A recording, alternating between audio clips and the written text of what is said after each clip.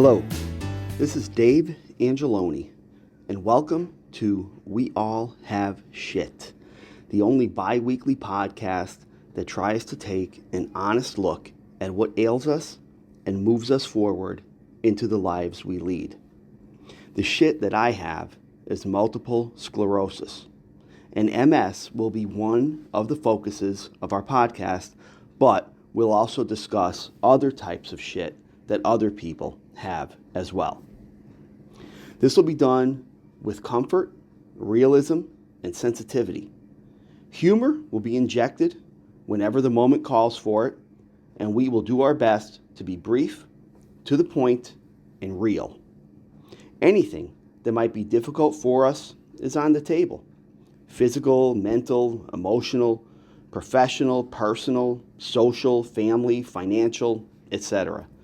We're all human, and we all have things in common.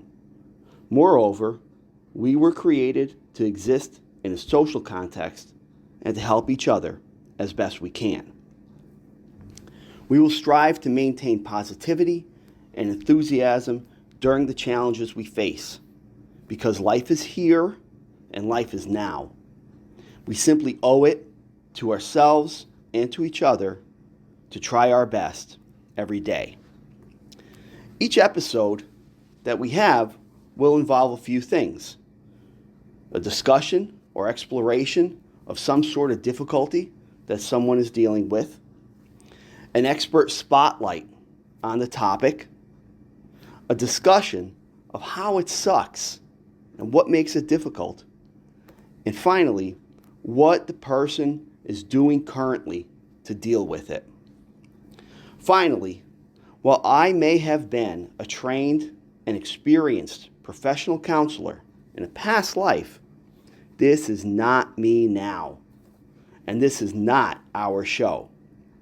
This will not be a glorified pop culture counseling session.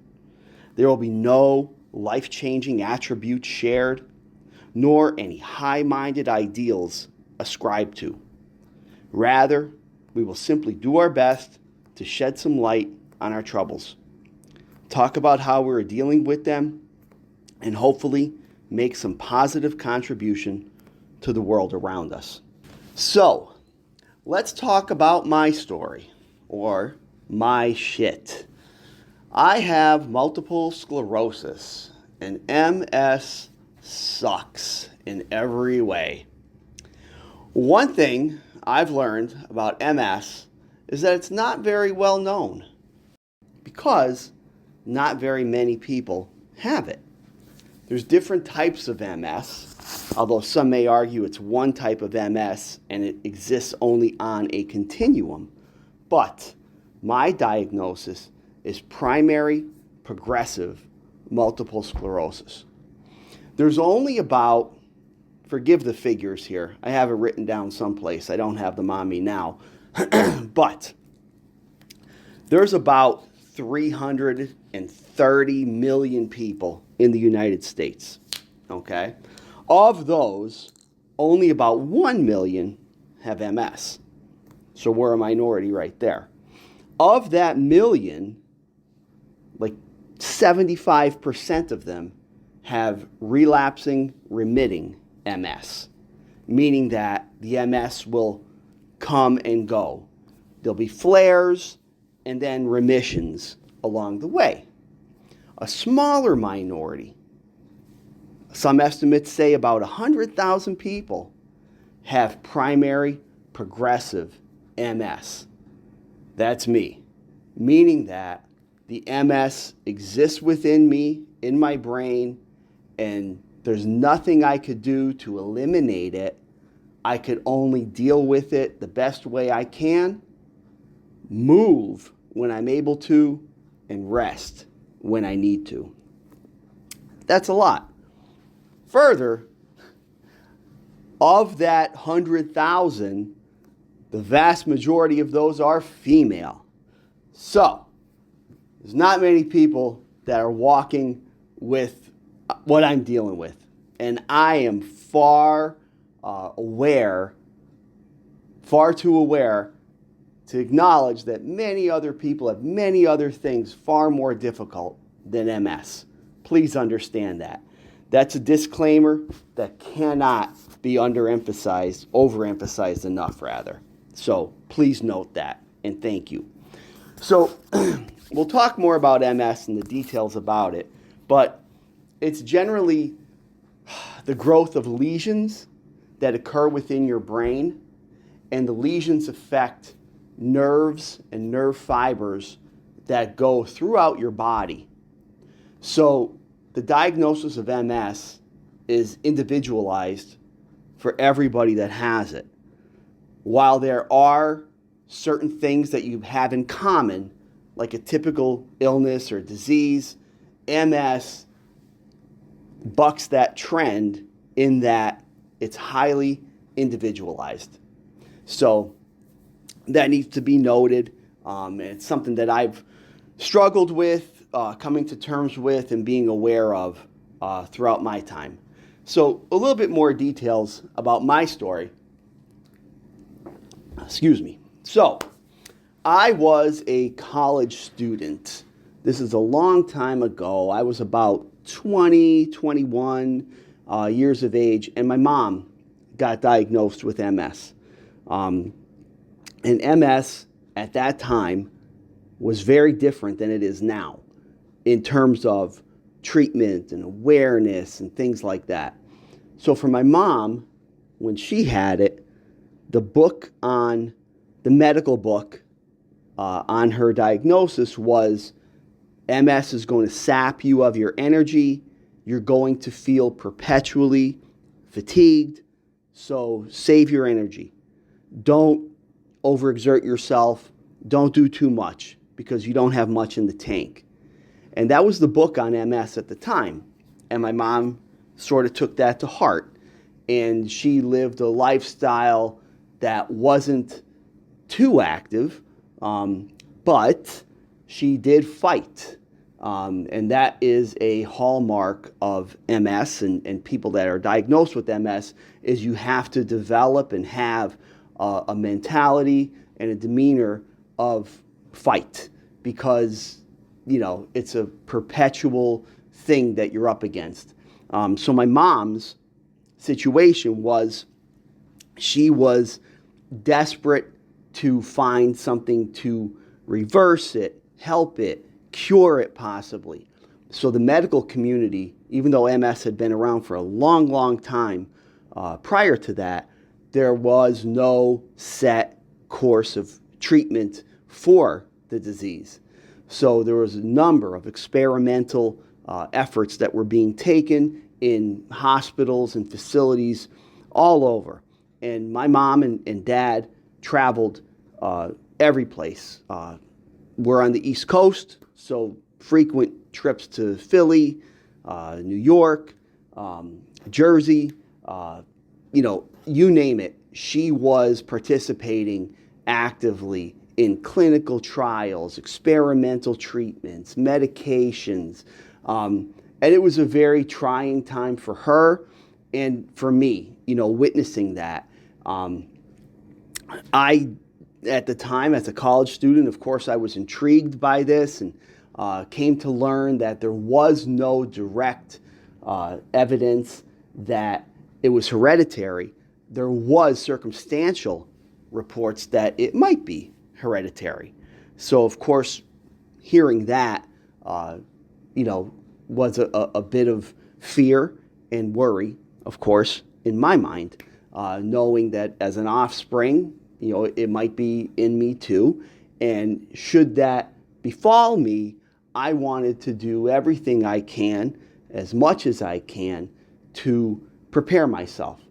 So while I was always active-ish in my younger days and in high school days and at that point in college, I then took a daily mindset to be active every day, whether it was something physical or whether it was playing. I did all kinds of intramural sports and constantly in the gym, and I'm by no means a muscle-bound meathead. Anyone that knows me will ascribe to that. But I've always tried to be active. But with this diagnosis of my mom, that took on a much more important thing in my world. So went through college, and my mom's illness progressed to the point that when my wife and I got married a few years later, she was slowing down significantly, but was still healthy enough to dance at our wedding, and that was a massive thing for her, an accomplishment, and that's so appreciated, and we all acknowledge that. And soon after that, then we started having children, and she was able to drive. Occasionally, she wasn't as active physically, so the demise was persistent and global for her physically. I always say mentally, however, she was sharp as a tack until the very end. So my mom passed away 6, 7, 8 years ago. Okay. Then, for me, my story, I had a surgery. This was, let's rewind, 2021. So we're still in the throngs of COVID-ish. And the world was kind of getting back to normal. Our youngest son was in high school. He was in the band, and we would work food stands on Friday night football games. And in the busyness of one of those Friday nights, working the food stand, I tripped and fell. And it was a pretty big mess in the food stand at the time. And everyone was like, oh my God, Dave fell. Is he okay? And I was okay. I got the wind knocked out of me, but mostly my pride was hurt, of course. And I was confused, of course. So I was convinced that, somebody inadvertently tripped me, boggled my feet and fell. It was really congested, really busy, etc. Nonetheless, so I fell and bruised some ribs and things like that, but it wasn't anything permanent. To couple that, this was still in the fall, I had 2 or 3 falls. We work on a college campus, lunchtime, like walking around in city streets, etc. I would stumble and fall up or down steps, on a sidewalk, what have you. So I would chalk those up to getting older, being too much in a hurry. I had just turned 50 or was about to turn 50. And even though I was active, I know, you get older, things change. So maybe I was just moving too fast. I wasn't being mindful, etc. So that was my mindset. Then around the holidays, I came to learn that I needed a surgery, relatively minor surgery, nothing that would, knock me out for months and months, a little surgery, right? So I was hospitalized for a couple of days, and surgery went well, recuperation went well, I was discharged. Great. So the springtime hit, and I had to get back in shape, because it was not only the winter months and the doldrums of Northeast PA winter, but also the surgery that I had. So I really felt I needed to, get back into being active, etc. I was struck by the fact that I just couldn't coordinate myself. Simple walking, simple, jogging, movement of any kind. There was a lack of coordination and connection with my body, and I couldn't figure it out. But I kept trying. Of course, kept trying to get back into my routine and my thing, what I did. So we have an event here, and we'll, I'm sure, touch more on this in the future. But it's a cultural event called La Festa di Chieri, St. Ubaldo Day, better known as. It involves teams of guys running through the streets in these traditional ethnic uniforms in a celebration. It's a religious celebration. Long story. We could talk hours about that. But that particular year for St. Ubaldo Day, I was very out of sorts because of my difficulty, physically. It's been months, and I just couldn't seem to do it. Now, this event was something that I had done my whole life since I'm a child, and I could do it blindfolded. Granted, not as well as I used to, maybe, or as long as I used to, but I could do it blindfolded, man. I was good at it, right? Not the best, but good at it. This year, it was tough. I just couldn't get it together in preparation. So the day hit, and I said, you know what? I'm throwing caution to the wind. I'm going to do the best I can and simply rely on history. I'm just going to let it take over and do my thing that I know I could do. Well, God had other plans. So the event is broken into different sections, if you will. There's different portions of it. The first 4 portions of the race, I fell 4 times. My whole life, I don't think I had fallen 4 times doing this. So I knew something was up. After the 4th and final fall, my wife and I made eye contact with each other, and I said to her, Dee, I'm done. Something's going on with me. I don't know what it is. I got to figure it out. So I stopped right then and there for fear that I would kill myself, somebody else, and I stopped. Immediately after that, I went to my family doctor, and he sent me for some tests. We were concurrently planning family vacation to the beach. The day before we were supposed to leave for vacation, I got a call. It was after 4 o'clock on a Friday afternoon, and my doctor personally called me to tell me that there was something on my brain, and it wasn't MS, but it was something, and he wasn't sure what it was. So, of course, I was stopped dead in my tracks, and I asked him about this vacation that we were on the verge of planning. You know, would it limit me? Do I have to cancel it, etc.? And he said, no, Dave, you don't have to worry about anything with that. Go on vacation with your family, have fun, it's all good. After you get back, we'll get back together and we'll see what we're going to do. Okay, so I left it at that. We went on vacation. We go on the grand family vacation with the in-laws. And that is a wonderful trip every year, but it's the big family trip. We stay in a house together, and there's of course a lot of positivity and some challenges with that. You can read between the lines on that.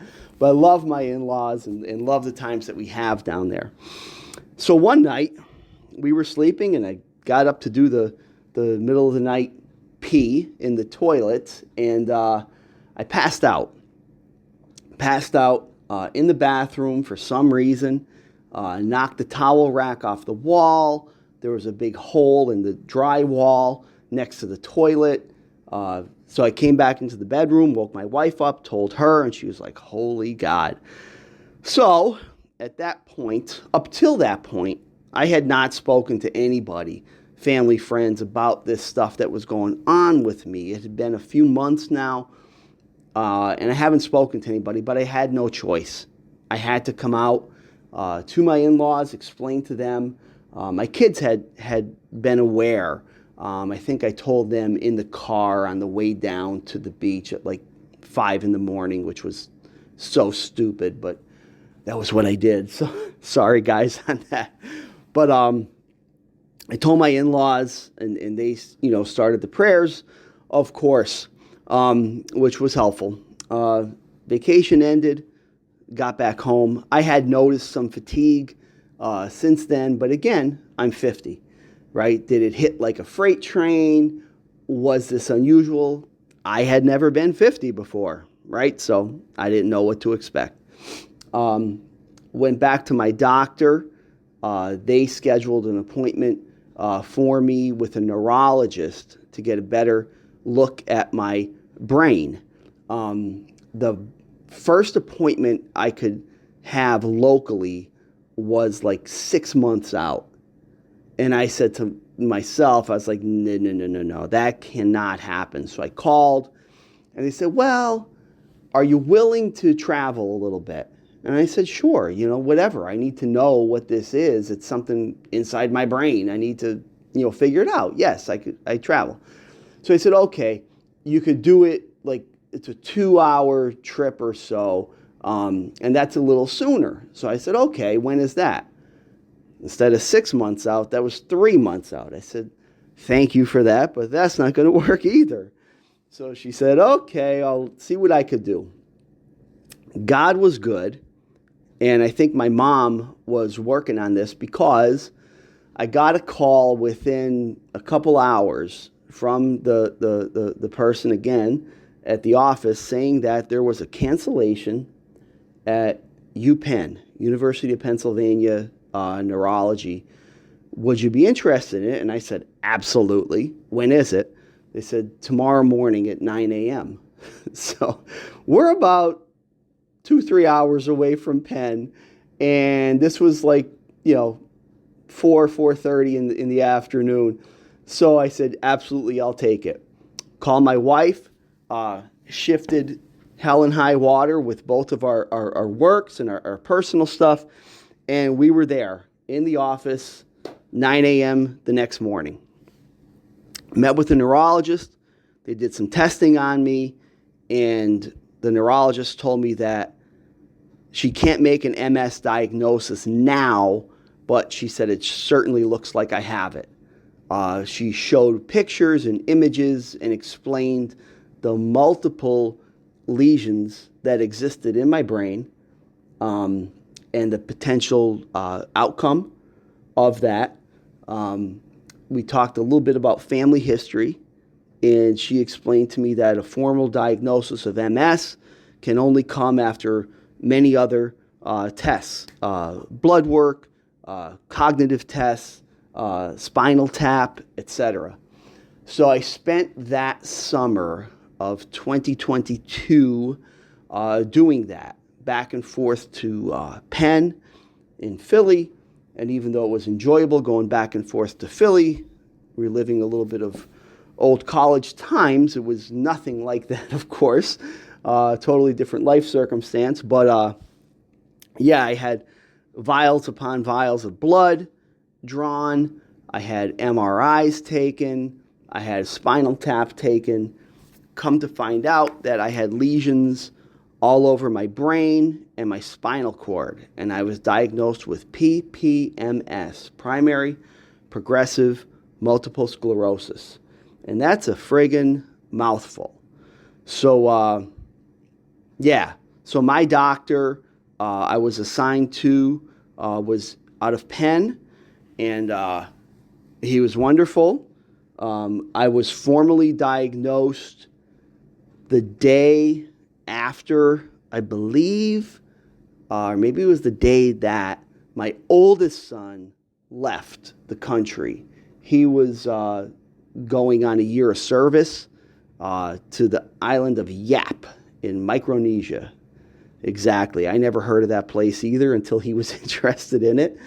But this is a major life event, and it was coupled with a major life event on my side. So, we had that stuff that we were dealing with, and my wife was an absolute rock in helping me and him and our whole family through everything. So I can't thank my wife, Dina, enough for that period of time.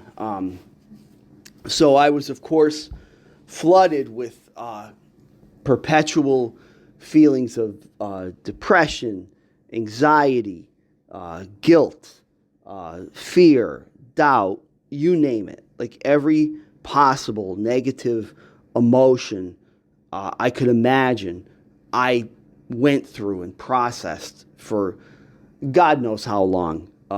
Some may say I'm still dealing with that stuff. I don't know. But it was a reckoning. It was a reckoning. It was a crack upside the head and a kick in my ass. And it was frustrating because I hadn't done anything to create this.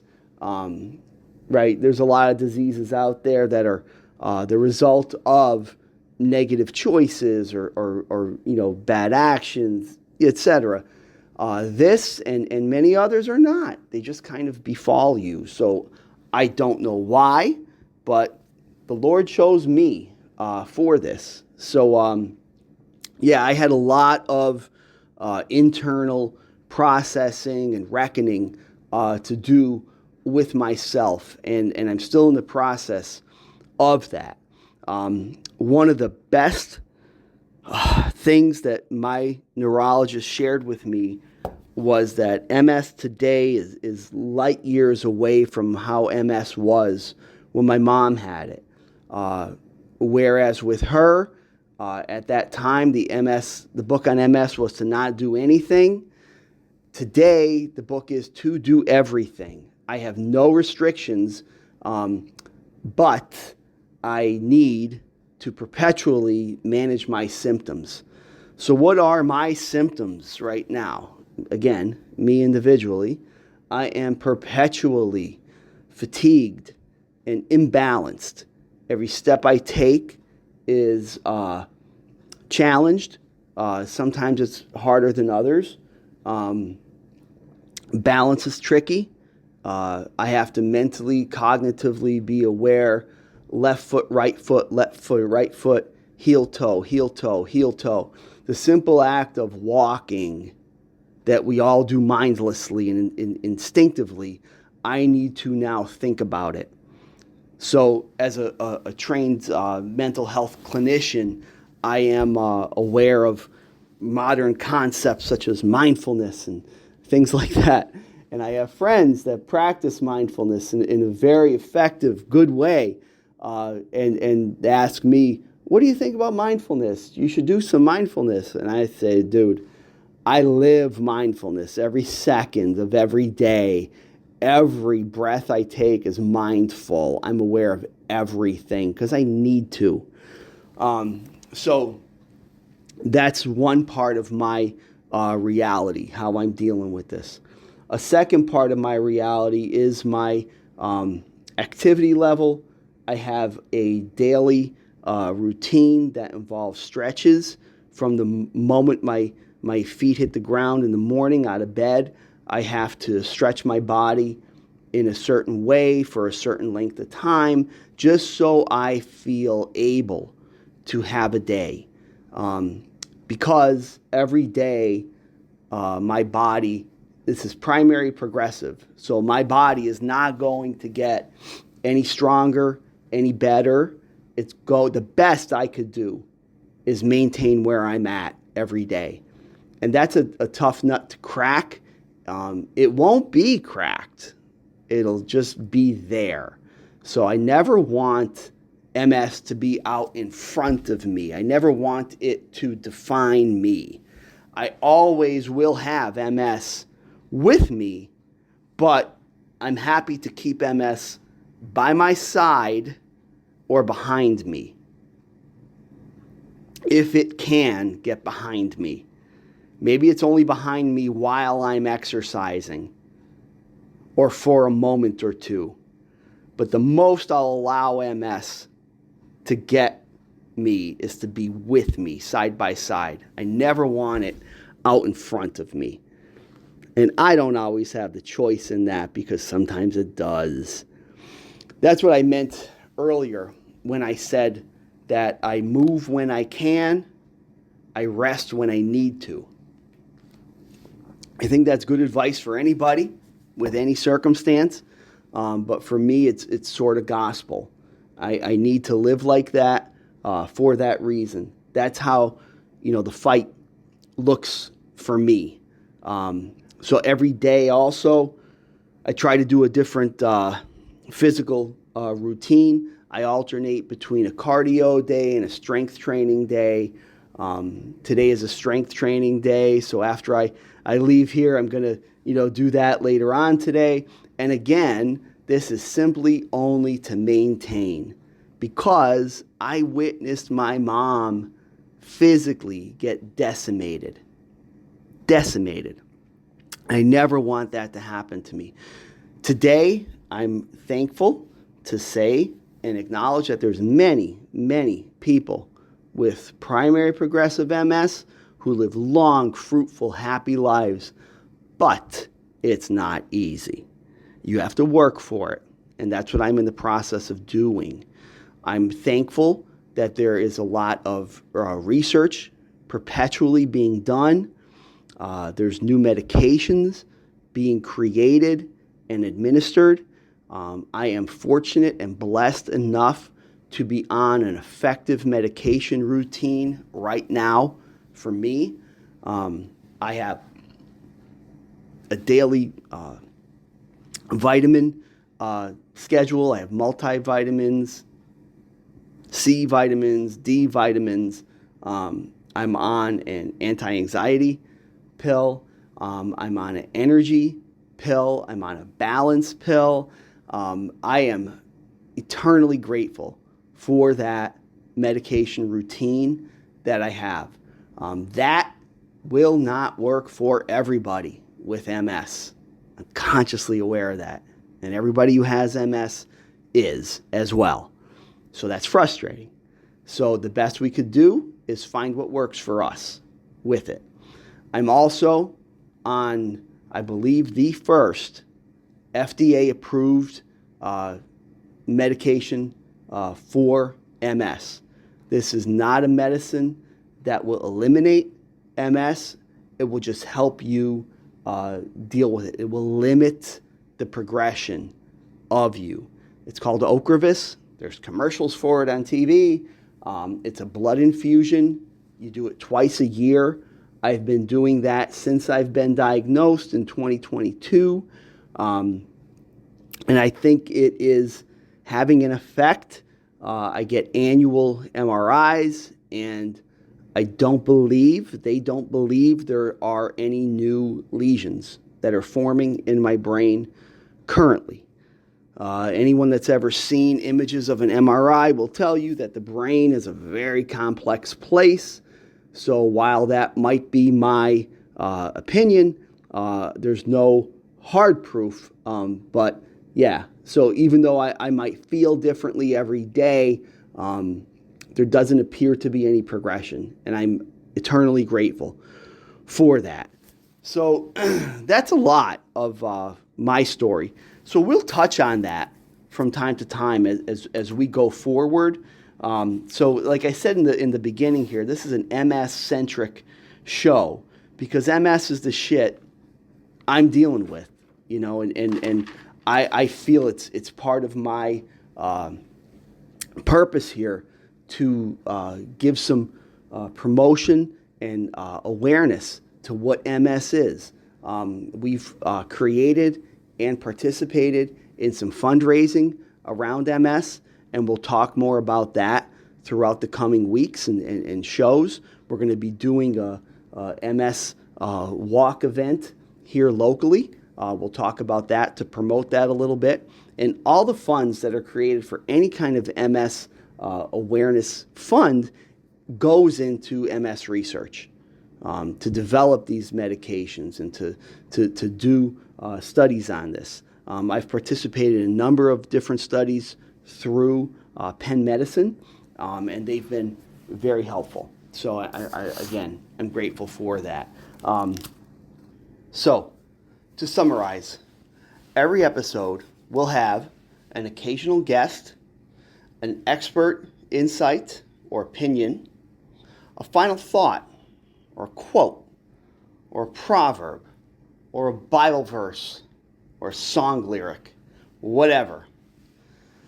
Today's quote will be, "Embracing the chaos one day at a time." We'll try to keep this positive, energetic, and helpful. MS is a fight I've been asked to have, and I'm honored to do so.